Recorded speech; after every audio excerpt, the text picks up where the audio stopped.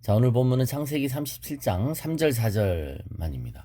요셉은 노년에 얻은 아들이므로 이스라엘이 여러 아들들보다 그를 더 사랑하므로 그를 위하여 채색옷을 지었더니 그의 형들이 아버지가 형들보다 그를 더 사랑함을 보고 그를 미워하여 그에게 편안하게 말할 수 없었더라. 자, 우리는 요셉의 삶을 묵상하고 있습니다. 요셉은 형들의 일들을 고자질하는 자였죠. 그리고 자신이 하나님께서 주신 꿈들을 경솔하게 형들과 부모에게 말하는 사람이었습니다.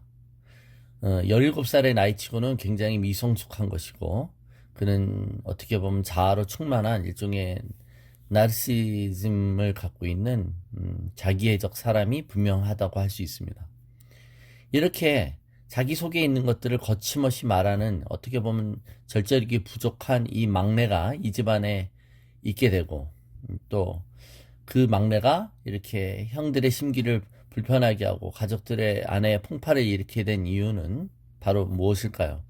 그것은 바로 아버지 야곱의 편애 때문에 그렇다는 겁니다. 오늘 본문에 보면 요셉은 야곱이 노년에 얻은 아들이므로 그렇습니다. 늦둥이였다는 거죠. 예.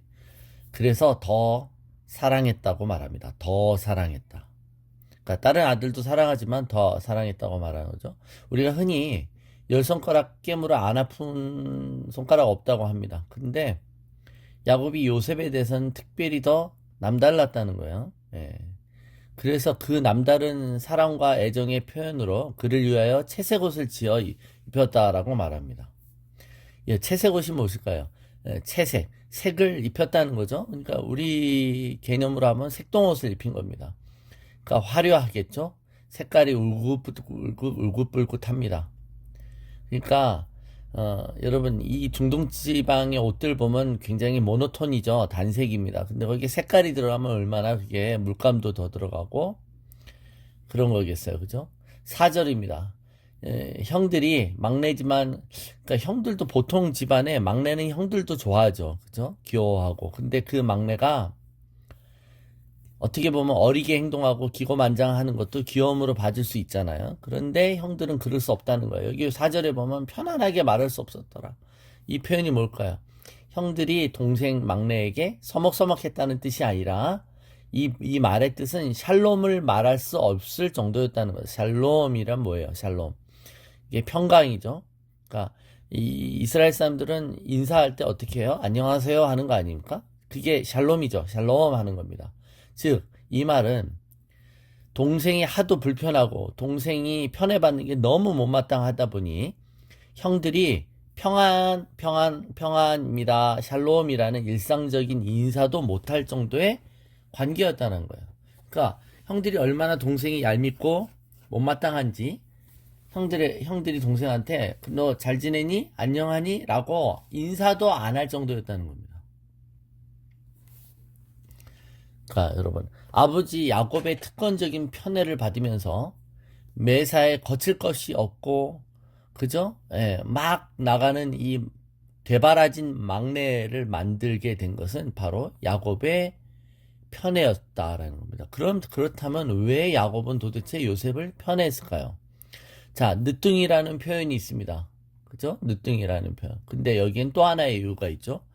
야곱은 4명의 아내를 둔 사람이에요. 복잡한 가정사의 소용돌이 속에 출산 경쟁을 치렀다는 걸 우리는 알고 있습니다. 그러는 가운데 빌하와 실바의 몸종을 통해서 태어나고 하나님이 레아가 총이 없는 것, 사랑을 못 받는 걸 통해 레아에겐 또 자식을 또 많이 주셨어요. 그런데 정작 야곱이 사랑했던 라헬은 아이들이 태어나지 못했던 것이죠. 그러다가 마지막에 또 라헬의 소생으로 둘이 태어나는데 그게 요셉과 베냐민 아닙니까? 그러니까 늦게 얻은 요셉을 다른 이복 형제들보다 야곱이 더 사랑했던 것입니다. 그러니까 어떻게 보면 부모가 자녀들에게 할 수 있는 해악 중에 학대 말고요. 학대 말고 그 더 안 좋은 그 해악이 편애라고 할 수 있습니다. 그러니까 편애는 상대적 박탈감과 위화감을 주기 때문에 일종의 학대라고도 할 수 있어요. 사랑하지 않는 게 아닌데도 상대적인 박탈감을 주기 때문입니다. 편애는 사랑의 표현 중 하나가 아니라 부모와 자식의 연약함에 부모가 갖고 있는 그 스스로의 연약함의 결과로서 나오는 것이죠. 그러니까 편애라는 것은 부모의 상처는 자식들의 상처로 이어집니다. 대를 이어 또 아픔을 안게 되는 것이죠. 그래서 여러분, 특별히 더 손이 가고, 특별히 더 눈길이 가고, 특별히 더 자랑스러운 자식이 있나요? 그렇다면 여러분, 거기에 밸런스를 두셔야 됩니다. 물론 더 약하고 연약하고 또 자기 밥그릇을 못 찾는 자식을 부모가 더 신경 쓰기도 하죠. 그죠? 더 배려하고. 근데 이런 편에는 어떻게 보면 균형을 맞추려는 편일 수 있습니다.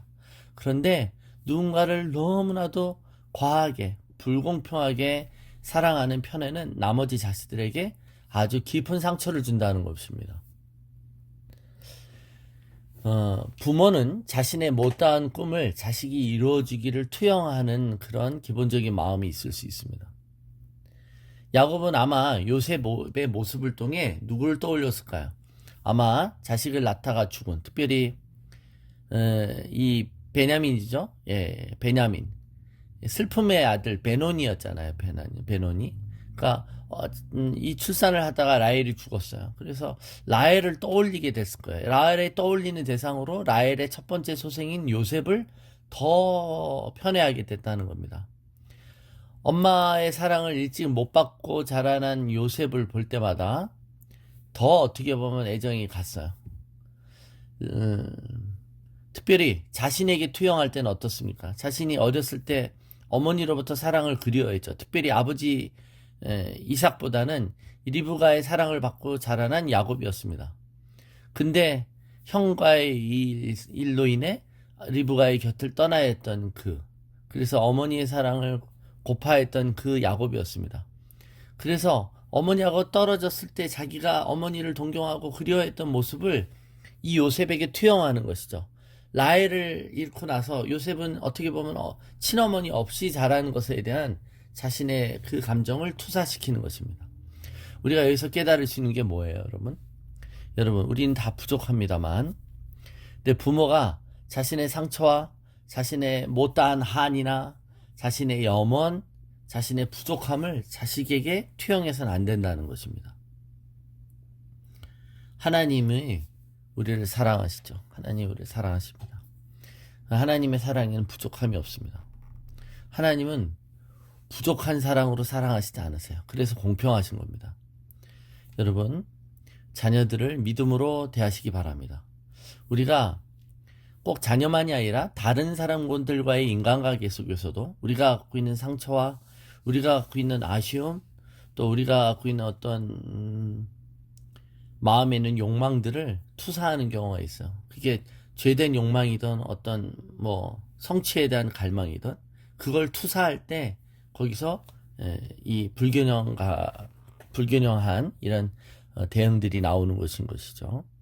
그래서 여러분, 야곱이 요셉을 만들었어요. 어떻게 보면 요셉이 이렇게 천방지축이고 또 아나무인이고 형들 앞에서 위성숙한 반응을 할 수밖에 없었던 것은 나이가 들어도 철들지 않았던 이유는 어떻게 보면 아버지 이 야곱의 이유가 많다라는 것입니다.